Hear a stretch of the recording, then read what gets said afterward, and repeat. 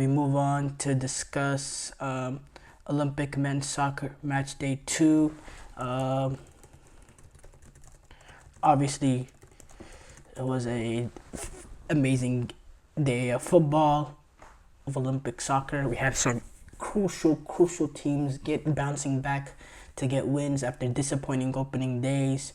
I'm talking about the likes of Argentina defeating Iraq, USA obviously defeating New Zealand, Egypt, although not following a loss but a disappointing draw, were able to come back and this week and defeat Uzbekistan, and Ukraine was able to pull off the upset, the late winner in that ridiculous game against Morocco. And then we had that wonderful game between Israel and Paraguay.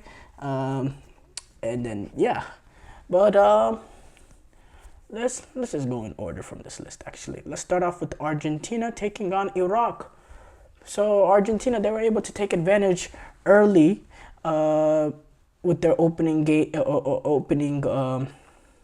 They were able to score early to get their opening goal against Iraq, and it really set the tone from there. I thought the big time players showed up for Manchester City. I'm talking about the likes of Julian Alvarez, who had 2 assists, and then the likes of Thiago Almada getting a goal, a wonderful strike from Thiago Almada that came in the first goal, and this was an important 3 points, not only for the likes of Argentina, but also for the likes of Javier Mascherano, who's really getting criticized at that opening day defeat, despite, the circumstances of it and all that went down with it. It was something that Javier Mascherano was getting criticism for, people questioning the validity of him being a manager and whether or not his name had a lot to do with it. But, they were able to pull off the result and get level. And it was a big win for them because this puts them level with Iraq and Ukraine. It puts them level, and Morocco. It puts them with the Ukraine stunning Morocco. It puts everybody at 3 points entering that final day, and it puts Argentina in a position that, they control their own destiny. They're right now top of the group based on goal differential. So if they can match any other result, they'll be the team that wins the group, and that'll be important because you want to put yourself in a position in those 4 to avoid France and put yourself, if you avoid France in the quarterfinals, you put yourself in a position in the quarterfinals. You're probably playing USA most likely. Then you're one game, and then you're there, and then you're a US game away from being in a medal game in a semifinal. So that's how big of a deal that result was. Almada. Amazing finish from great pass from Alvarez, but amazing finish from him in the 13th minute.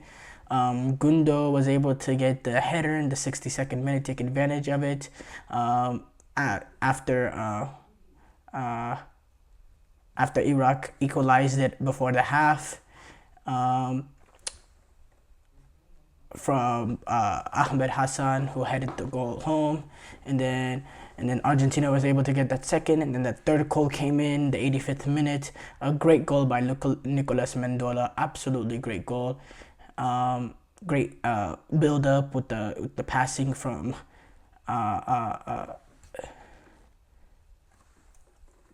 the passing of Argentina, and then Fernandez was able to get the goal. Fernandez was able to get a really important goal for Argentina that allowed them to cruise to victory.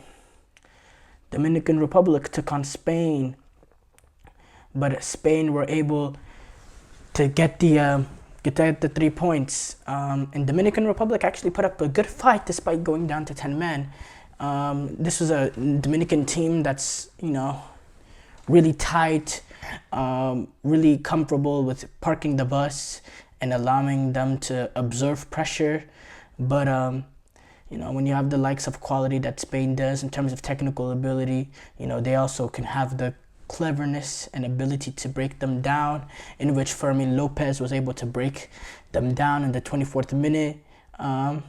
But Dominican Republic was able to equalize after with a header by Angel Montes de Oca, and that was like an amazing moment for them because, after Spain was able to get that goal, I really struggled whether or not I thought this game was about to go up, and away. I really did not see any possibility that the Dominican Republic can get themselves back into it. And the fact that, when you're playing that defensive sort of system, the worst thing that can happen is you concede, and you concede early. And that's exactly what happened. But they were able to get a cross in, take advantage of it on a corner kick, which is the perfect way to take advantage of it. If you're not going to be able to create much chances, the perfect way to, get that goal is through a header, in which they were able to get that header, and then the big moment of this game was the end of the first half. Edison Ascona, Dominican Republic player, was given a straight red card in stoppage time, right before halftime, for kicking Pau Cubarsi in the groin area. And then from there on, with Dominican Republic playing with 10 men, it was always going to be a disadvantage. And Spain took advantage of being up a man shortly after the kickoff with a deflected shot from Alex Baena to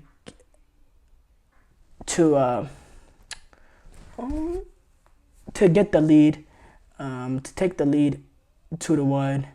And then, Spain just controlled the ball and was able to create a lot of opportunities for themselves through their ability to play that possession-oriented style.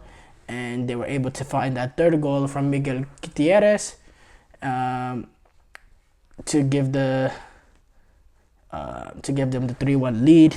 And this put Spain into the round of 16.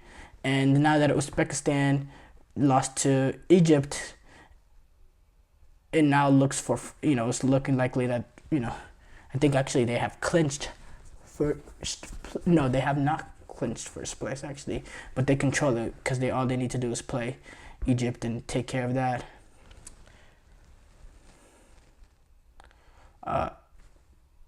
Dominican Republic is not exactly eliminated either. There's a pathway for them. Obviously, they need to beat Uzbekistan, and then it's like goal differential battle with them in Egypt. So that'll be interesting. Uzbekistan took on Egypt. Big game for Egypt, coming off that disappointing loss. Also big game for a disappointing draw. Also big game for Uzbekistan, coming off of a loss themselves. But it was Ahmed Koka who got the Egypts in front in a very weird scenario in front of goal. It was a very, very, very weird moment in front of goal. Weird sequence, but Egypt were able to take advantage of that opportunity, and that's all they needed. From there on out, it was comfortable. They controlled possession, and they never really got out of first gear. They soothed their way into victory, and they were able to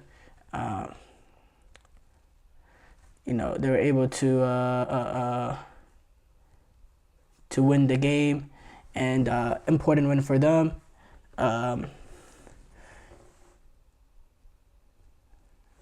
Uzbekistan, they found themselves certain times that they were threatening, especially later on in the game, as the game got into stoppage time and all.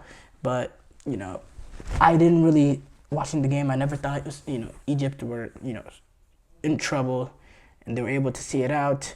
And this win puts Egypt in an amazing place to qualify after that opening day disappointment, with only being 2 points behind Spain, but being 3 points ahead of Dominican Republic, and Uzbekistan being eliminated. Put yourself 3 points ahead of Dominican Republic. So as long as, Dominican Republic doesn't get a thumping victory over Uzbekistan, and Egypt wet the bed against Spain, Egypt really put themselves in a position that a point guarantees them through, and a loss could probably get them through as well, depending on what happens in that Uzbekistan game. So obviously, great result for Egypt. Ukraine took on Morocco. Ukraine earned a last-minute shocking win over Morocco after Igor Krasnopor was able to score deep in stoppage time, despite the team playing with 10 men for a lot of that second half. So Morocco, they controlled the duration of the game. They owned so much of the possession, and they looked much more threatening, especially down the stretch in that game, despite Ukraine getting the winner at the end. Morocco, especially since that red card, really dominate possession, really dominate chances created. But it was Ukraine that was able to get first on the score sheet through Dimitro Kriskif in the 22nd minute. For the rest of the half, Morocco, they threatened, they couldn't get that goal. But eventually they were able to get on the score sheet in the second half, shortly after Volodymyr Selyuk received the red card for fouling Sofian Rahimi in the penalty box. It was those sort of double jeopardy plays, penalty and the red card. Rahimi, he placed the ball into the back of the net and it made the team level in the 64th minute. And then Ukraine, they really had to sit down and bunker for those last 20 minutes and defend a lot of great opportunities that came from Morocco, a lot of possession, a lot of great play.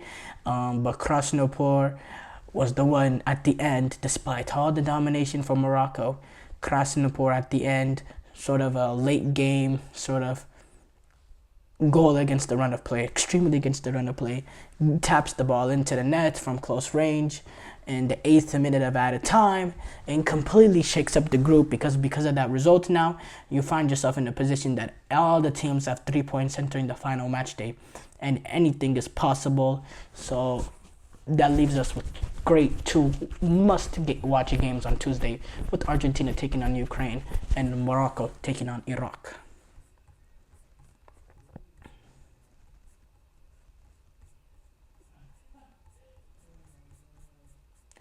Israel take on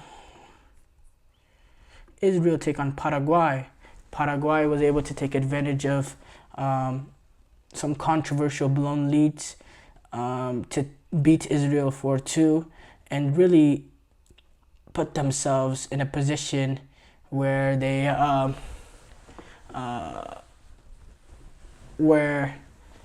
really reignite their hopes of reaching the knockout stage after that hopeless opening day dumping by Japan 5-0. And Paraguay, they took leads in the first and second half through Marcelo Fernandez and Brighton's Julio Enciso, but they were both answered by Israeli equalizers from Omri Gandelman and Oscar Gluth. But then Fabian Balbuena was able to get a go-ahead goal in stoppage time to give them the lead. Big goal, and then he was able to get another. And then Fernandez was able to get a second goal in stoppage time in the 96th minute to put it away. But to be honest, despite in these two games, Israel really has been dominated in terms of run of the play. I think most teams in Mali and Paraguay has been better, but Israel were able to hold on and defend tightly and really hold on for their lives. But eventually this game, they were finally made to pay. I mean, Paraguay had 35 shots to Israel's 7. I mean, it was crazy. And to be honest, both of Israel's goals were extremely controversial. The first goal was kicked from between the hands of the goalkeeper, and then the second one was a VAR penalty that was very shaky, very questionable. But Paraguay was still able to take advantage. Huge result for them, and they've completely revived their hopes. And Israel now put themselves in a